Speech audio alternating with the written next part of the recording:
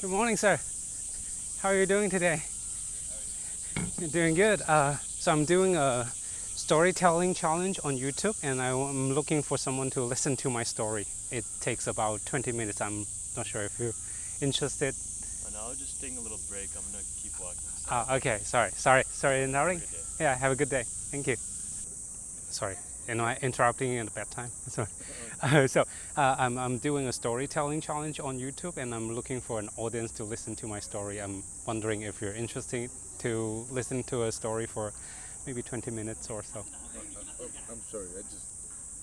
Sure, yeah, no problem. I'm sorry, interrupting. I'm sorry. No, no problem. Thank you.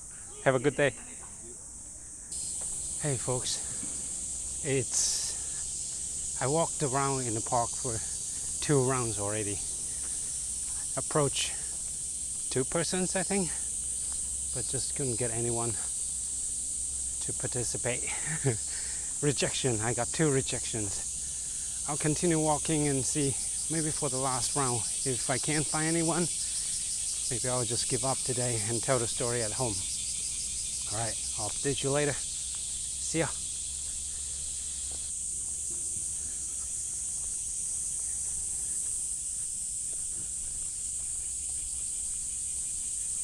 Good morning, sir. How are you doing today? Good, how are you? I'm doing good. I'm doing a storytelling challenge on YouTube, and I'm looking for an audience to listen to my story. I'm not sure if you're interested in listening to a story for maybe 20 minutes or so. Oh, like now? Yeah, Oh. just grab a table and no.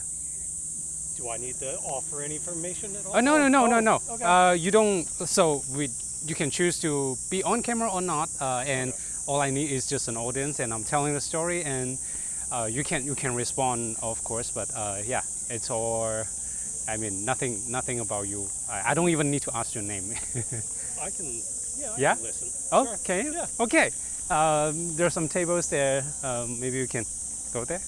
Sure. Yeah. And you're traveling here until. I am. Yeah. Yeah. And where are you from? I'm from the U.S. From the U.S. Yeah. And how long you could be here? In Japan, 3 Yeah. months. 3 months. Yeah. So you're working here, or is it a No. holiday? No, I just quit my job. Oh and wow. I'm taking a year and a half off, Okay. and I'm going to relax and explore. And That's. I think this is going to be the. I mean, just started. The gap year. I got here last Tuesday. Wow. Yeah. I think this is going to. It sounds awesome. I mean, yeah, taking a break from whatever, Yeah. and exploring next, and finding yourself. I think this is. Escaping the U.S. for a little while. Yeah, go explore the I world. think I picked the right time as well. What do you mean by that? With the political situation. I see. Yeah, no. Things are a little bit crazy there, né? Yeah. And also, it's the right time to come to Japan too, because the currency is so cheap, yeah? And US dollar is like rocket sky. Yeah. So 3 months in Japan. Yeah. And what about after Japan? Where? After Japan, I may do a month in Vietnam, Oh wow! and then probably 3 months in Europe. 3 months in Europe. And I have some friends that live in the Netherlands and Germany. Wow, And then that sounds I don't know.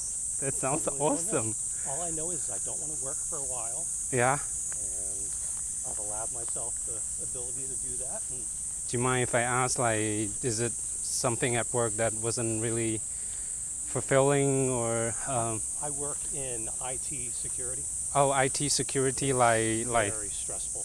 okay, Information security Yeah. specifically. okay, Just very, very stressful. stressful. Yeah. Wow. Yeah, I think it's a really a brave, how to say, a brave action to take, to take the time for yourself. And I actually did this once before. oh, you did. I did it about 11 years ago. Okay, maybe that's why it I feel a wasn't. little bit more comfortable doing it this Yeah, time. not so. I'm a little better prepared. Yeah. Do you have an expectation on, like, at the end of this journey, what are you gonna do again, and are you going back to that field, or? Yeah. I really don't know. All I know is Yeah. I've made billionaires richer, And now I want to do something that actually gives back to society. Ah, So I got to find what that is. ah, And if it's maybe working for like a government or a nonprofit, I really don't know. But I'm tired of making rich people richer. yeah. Yeah, that doesn't make the world better. Exactly. It just makes it even worse Yeah, every single day. yeah. So you're doing this as part of YouTube and Yeah, I started last month, and this is also, well, it's not as, how to say, not as brave as what you do, but like it's also part of me exploring myself, because I honestly never thought I would start social media. I was pretty uncomfortable talking to the camera and showing my face and all that stuff. Yeah. But one day I was just like, it sounds fun, why not? Let's maybe go there table. So I started last month doing a 30 days talking to the camera challenge. Just upload a video every day talking about anything. And I did it, and now this month I switched to do this storytelling, just tell a story every day. I mean, I'm telling the same story every day. Okay. And like you're the fifth person that I approach in this park. I did this in the past 4 days too, and yeah, maybe here. Is that okay?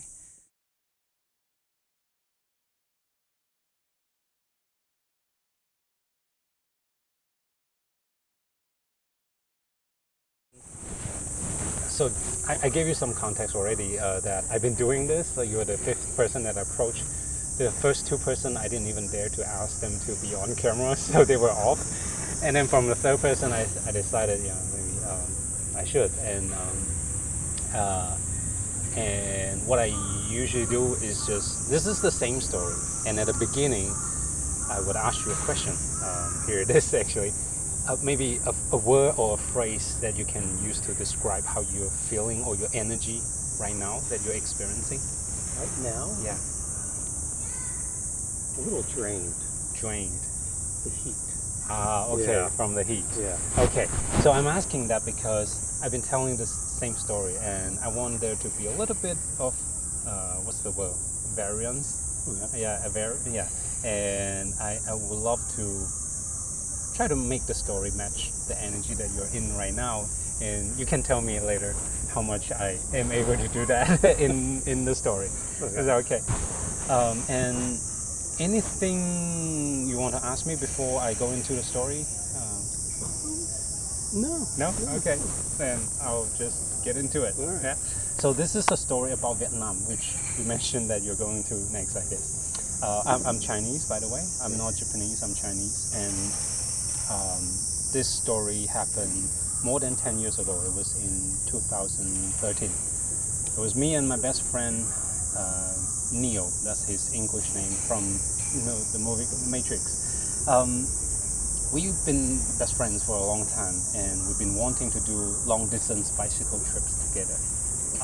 We've been biking a little bit on our own separately, but just didn't get a chance to bike together. And we finally found a time, and we decided let's do a long distance biking trip, and we decided to go to Vietnam. So this story happened in Vietnam. I bet you probably know Vietnam is a really long country. And in the north is the capital city, Hanoi, and in the south, Ho Chi Minh. And between these two cities is 1,600, more than that, kilometers, which is 1,000 miles. We wanted to cover the whole country on bicycle, but we couldn't because we didn't have enough time. We have only 1 week's time. By our speed, it only allowed us to go like half of the country. And we decided we'll just go the southern part because that was more attractive to us. The ocean, the beach, everything is like very attractive to us. And our plan was to get into Vietnam, into Hanoi. And from Hanoi, we would take public transportation to middle Vietnam. And from there, we will get on our bikes and bike all the way to Ho Chi Minh City. That was our plan. So we got really excited about it because we've been looking forward to doing this. And Vietnam was a country that we were going into for the first time for both of us. Really excited about the trip. And we got everything. We got our bikes. We got into Vietnam. We got into Hanoi. And once we got into Hanoi, that's when we found out that there was some, you can say, mistake that we made in planning our trip. What I mean by that was that it was in April, and end of April, it was a week-long national holiday in Vietnam. So everyone in the country, when we arrived, was on holiday, and a lot of people were traveling. We were hoping to get a train ticket, couldn't get it. We were hoping to get a bus ticket, couldn't get it. So we were in Hanoi and stuck there. And our starting point of the bicycle trip was middle Vietnam, and we're in the country already. Our start point was so close, but we just couldn't get there. There was no way for us to get there. So we're really frustrated. We're like, we traveled all the way here into Hanoi. So by the way, actually we got to Vietnam. I got into Vietnam by bicycle. It was like a 200 kilometer, which is maybe 100 something miles bicycle trip, one whole day. Got into Hanoi. Got here already, but we're stuck here. What do we do? So I asked Neil, like, what do you want to do? Should we stay here and explore Hanoi for 7 days? We explored the city for 1 day, but like we didn't think there was too much else for us to see on bicycle in that city. And Neil was like, since we're already here, let's not give up. Let's let's try to ask people and see if there's any way that we can still get to maybe some point where we can start the bicycle trip. So we went around to ask people. We asked people in the hotel, in the restaurant, in the bus station, train station, everywhere. And then with the help of some local people, they pointed us to a bus terminal where they say, the bus, there, not a lot of foreigners would use them because there was no proper website, there was no, not easy to find out a schedule. They were more prepared for the locals. No one spoke English on those buses. And maybe you have a shot there. So we packed everything. We went to the bus terminal and we asked for tickets. We used Google Translate. Luckily, that was we already had that 10 years ago. So they did tell us that there's a bus going to a city called Nha Trang in the middle towards the south, beautiful beach. And that city would give us enough time to bike and also fly back home from Ho Chi Minh. And we were so happy because we finally found a way to get to this starting point of our trip. So we're like, yes, let's get to the bus. So they asked the staff to lead us to the bus. And when we were looking at the bus, we were like, God, this is what we're going to take. Because the bus is different than what I mentioned about the train and the tour bus. What's different is that the train and tour bus, they have air conditioning, sleeping seats, and because it's usually long distance. So you get on the train, you sleep, you get to destination, get off, very comfortable. But this bus that we were going to take, it looked crappy. It was a yellow bus, very cute, but like very crappy, very old, outdated. No air conditioning, no sleeping seat.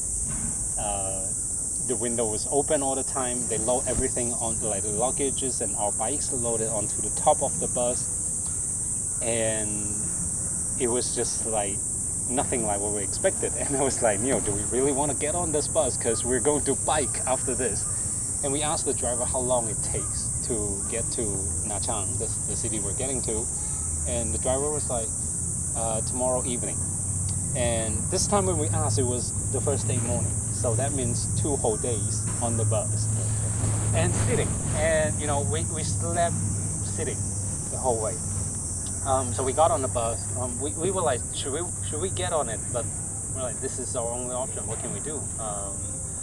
Let's see where it takes us, and we will maybe just see how we feel when we get there. And maybe we can decide to take another bus to Ho Chi Minh and then go home. So we got on the bus. We thought it was going to be like exhausting trip. Well, it was physically, but it turned out to be a beautiful memory. Let me tell you what happened. So we got on the bus. The bus was run by a crew of 4 people. 2 drivers, 2 I would call conductors. So they take shifts because it's a long distance bus. the driver couldn't drive for too long. So one sleep, one drive. And the other two also, they take shifts. And the conductor's job is to recruit more passengers. And the bus takes much longer than the other, the train and the tour bus, because they stop all the time. Because they need to get passengers. And to get passengers, they kept the door open all the time, even when it was running. Okay. Yeah, and the conductor would stand next to the door. And when they passed by a village, a town, they would just shout where they're going. And tell people, outside. When there were people waiting on the road, they were waiting for bus, and they would look at the bus sign on the bus, and then also listen to the conductor shouting, and then people get off the bus halfway. And we two foreigners were almost the only person who stayed on the bus for as long as more than 30 hours. The others, more like people getting from one city to another, they got on halfway, they got off halfway. So that was how it was ran, and the window was kept open the whole time too, because there was no air conditioning, and it was so boring on the bus, nothing to do, so we had to just chill. We're nothing to do, we're stuck here on the bus, so I was looking at everything that I could look at, and it turned out to be really beautiful. Looking out of the window, there was rice field on both sides of the road. It was it's not endless. There were hills at the end of the rice field, and it was beautiful scenery. And also the road, some parts of it ran along the sea, so we could see the ocean sometimes, and it was just beautiful scenery. And also we didn't have anything to do, so we started to chat with the crew on Google Translate, and the crew was lying on his sleeping seat. He has a sleeping seat. And he was chatting with us, started telling me about the girls he met before, and then shared with me pictures of his previous girlfriends and stuff. And we started to exchange life stories. And for 30-something hours, actually, we bonded a little bit. And at the end of the trip, I almost felt like we were friends, but we were not. I don't even remember their names. But it was just a feeling that, I was on a road trip with a bunch of strangers that I didn't know. Well, of course, my best friend too, but, and feeling like I'm on a ship, sailing towards, because, the crew working together, and, you're on that bus, you almost feel like you're part of them after 2 days. Yeah. And just feeling like everyone was working together, sailing towards a goal. Although the goal, maybe different people have different goal, different dream in mind, but it felt like we were on a journey towards something that was beautiful. And there were a lot of interesting things that happened during that 2 days. There was a section where cows were walking in the middle of the road, so all the vehicles have to just slowly follow. They didn't want to scare, I guess they don't want to scare the cows, so they were waiting for the cows to walk onto the side of the road.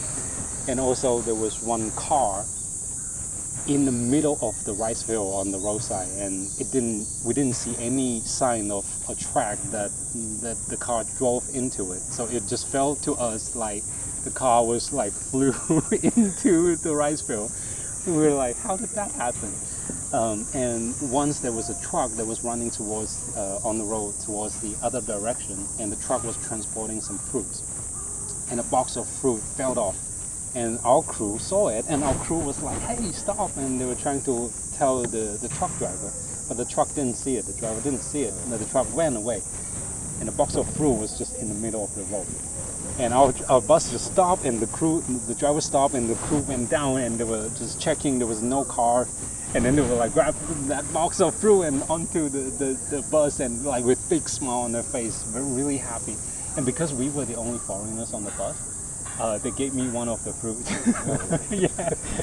So it was just beautiful memories, happy, and thinking about it on the bus. Just so many things happens, makes me feel now, even 10 years later, I still remember them, and it was happy moments on that journey. So at the end of the trip, we got to Najang, got to the city. It was already evening, like the driver said. We got on our bikes and said goodbye to the crew, and the crew was big smile on their face, waving to us. almost like saying goodbye to friends. And the bus went on. It was like longer than that, and it continued to went on to another city in the mountains. But at that moment, I almost felt like I didn't want the bus trip to end. But we have something also beautiful looking for us. We look forward to, which was the bicycle trip. But that will be another story. But yeah, that was the trip that I experienced. And at the beginning, when I almost didn't want to get on the bus, to the end, I felt like this became a memory that now 10 years later, I still remember. I'm telling people about it. I'm telling a story on YouTube.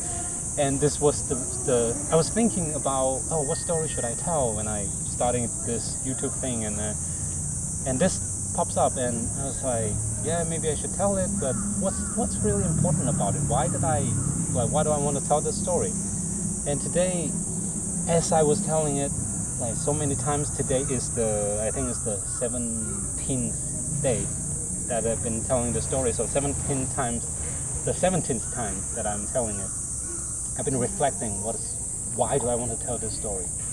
And my reflection is really, there are times when moments in life you're working towards a goal or something that you really want, like this bicycle trip that I wanted to do with Neil. And there's always something in between. And there's something in between sometimes looks horrible, looks terrible, looks like I don't want to do it. But if you get into it, give it space, give it time, give it your